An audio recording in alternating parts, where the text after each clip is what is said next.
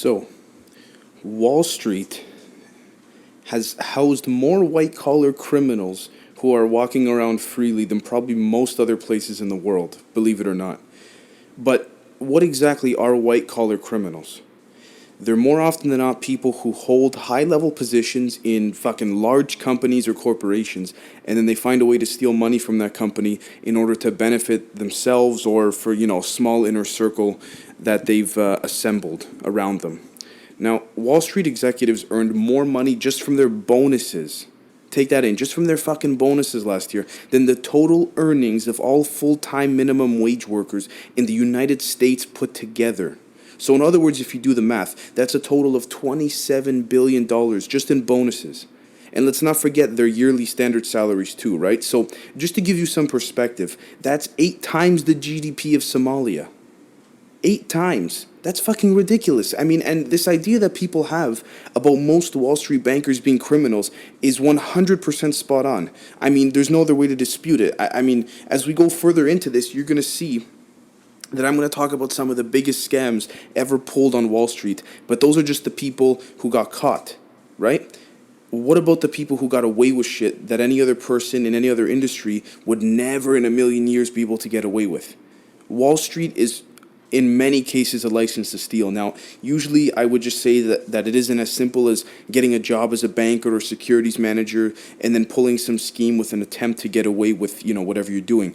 But in a lot of cases, with the right connections and, support team of corruption around you, as long as you have the right backing behind you, that's what it is.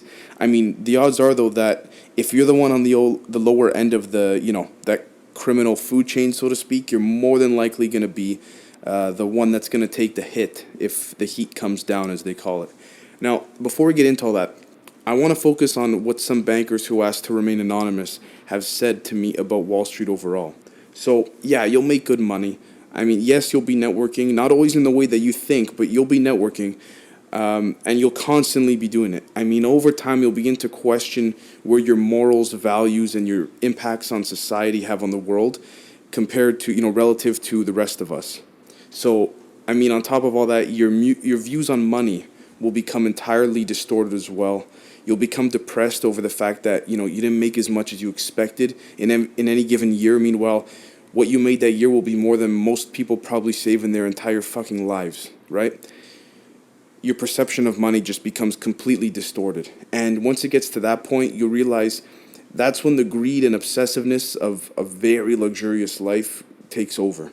But you'll never get to where you want to get. And why is that? Because your living expenses will be so high that you'll always be chasing the idea of living that luxurious life while putting some savings aside at the same time. That's the idea you'll be chasing, but you won't get there. And that in that particular thing is not just for Wall Street, it's also in general too, right?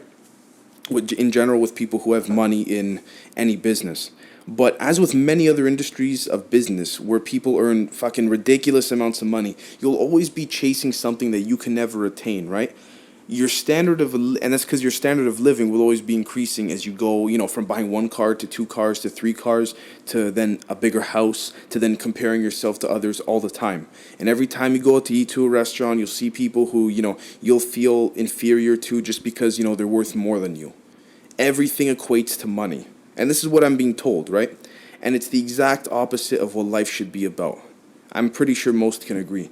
Over time, you'll either get tired of the greed or you'll become so fucking encompassed by it that it literally will become that's who you'll become. I mean, you'll lose your soul, you'll lose your morals, or have very little morals left, and you'll become so worthless that your morals probably won't even exist in some cases, and your paranoia, now this is interesting, your paranoia will skyrocket out of fear that you're constantly being, what they call played or being screwed out of some kind of deal of sorts, right? But I guess that's Wall Street, that's what it is. Let's put it this way, I mean, I've been told this, right, that, again, by people that don't want to be named, but there are a ton of narcissists and sociopaths in the business, and quite frankly, that in particular, I don't need to be told to know that. So the table of Wall Street, if you want to call it, is a pretty ugly table. Now, I'm not going to talk about, the Bernie Madoff Ponzi scheme or Jordan Belfort, the Wolf of Wall Street, because we all know what happened there. I'm going to talk about the people who pulled massive fraud and embezzlement on a super high level and got away with it completely. First off, believe it or not, we have the one and only Jeffrey Epstein. Now, this guy was smart. Not only because he was essentially got away with a $500 million scheme for decades, but because he was able to deceive investors across the country for so long. I mean, he manipulated stock prices. He gave false information about the company he was representing, which was called Towers Financial Corporation. I mean, no matter what problems arose economically, he was always able to find a way to adjust and adapt to whatever condition him and the company, Towers Financial, were thrown into. But every single thing he was doing was fraudulent to the point where he didn't even have a license to trade on Wall Street. Like it got down to just the basics. He didn't have a license. But instead, what he did was he just placed his fake stock orders through licensed traders. It's insane how he got away with it for so long. I mean, he got away with it forever, actually. He got away scot-clean in the lawsuits that pertained to him a few years ago before he died. And he was able to keep all the money he made from that scam, too. And then, putting him aside, we have the CEOs and the big bank executives of the 2008 financial crisis. Everyone knows there was a huge crisis in 2008. There have been tons of documentaries and a couple major movies on him, and books all over the place written about it. So, after the financial crisis, once things started to calm down a little bit, but we're still pretty shitty, from the year 2009 and forward, 49 financial institutions paid various government institutions and private plaintiffs nearly $200 billion in fines and settlements. Now get this, even to settle those lawsuits, the executives of all 49 of these banks used the money of the shareholders, not the bank's actual money, in which they have way more of, but they use shareholders' money to pay out all their lawsuit settlements. And so not a single dollar came out of the accounts of the actual banks themselves, which is insane, because the settlements were levied and targeted towards the corporations from the people that were suing, right? They weren't targeted towards the executives or, the employees themselves. And to make things even better, the banks used all of this as a write-off. Everything they paid out, they used as a write-off towards what they called a corporate expense. Now, if that isn't a license to steal or get away with shit without anybody going to jail, aside from paying fines that they can afford, I don't know what is. And not only that, but to top it all off, Jamie Dimon, whatever, CEO of JP Morgan Chase, this guy received a 74% increase in his yearly salary. 74%, just weeks after the final settlement was over. I mean, it brought his yearly salary to a whopping $20 million per year. Now, why does shit like this even happen? And I'll tell you why. Because big banks and government are so intertwined and they hold so much leverage over one another in so many different ways that it's very often in the interest of both sides to not keep attacking one another, mainly for economic and political reasons. And if they do attack one another, they'll only take it so far, which does make sense, right? Now, this last subject I want to talk about, or, quote unquote, person or group that got away with everything, is actually not one individual, but rather pretty much the executives of HSBC. Literally, like HSBC. The corruption and money laundering run rampant in this company, and yet nobody's been arrested so far for the money laundering side of things, and I'll get into that shortly.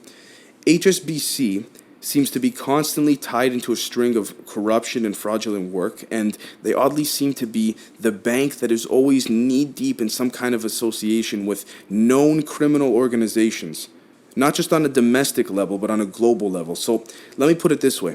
According to a report filed by the U.S. Senate, the bank had laundered billions of dollars from Mexican drug cartels, and they violated international sanctions by doing business with pariah states.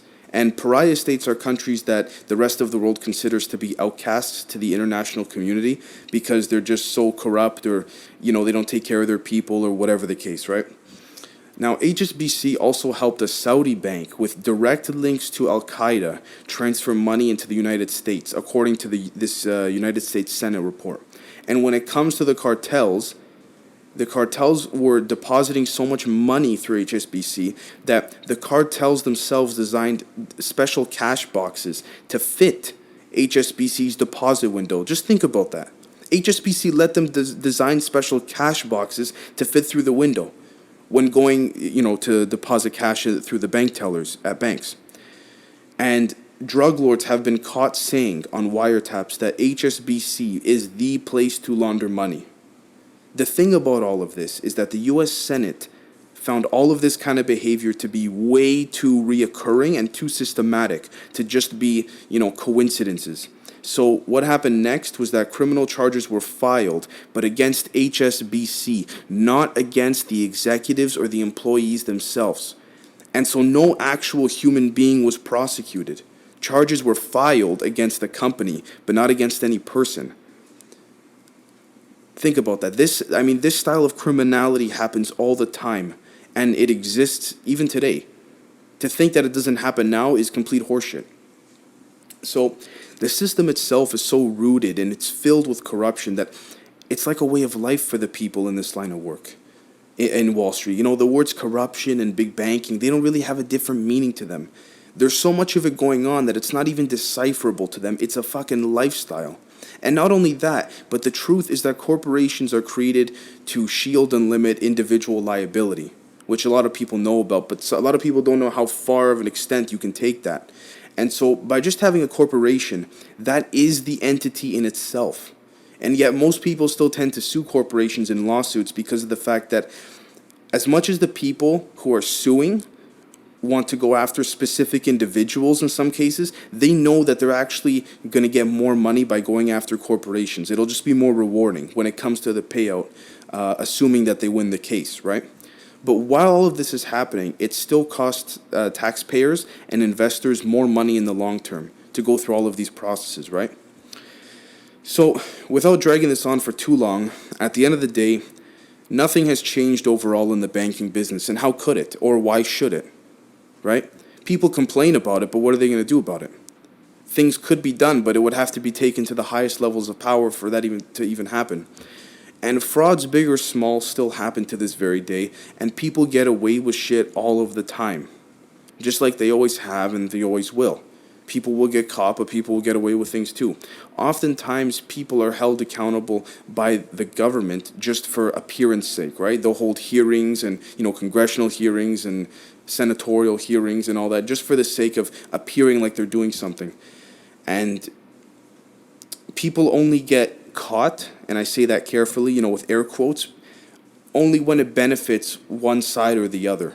Whether there's an internal agenda going on or whatnot, they're not really fighting for the people. And it's unfortunate, but that's the way things are. So like I said, without dragging this on for too long, I hope I've helped awaken some people or have some people realize and understand what's been going on with the banking world, because nothing's changed. And as much as people would say, certain policies and laws have changed, the overall, yes, it has, but the overall concept of itself, it hasn't changed whatsoever.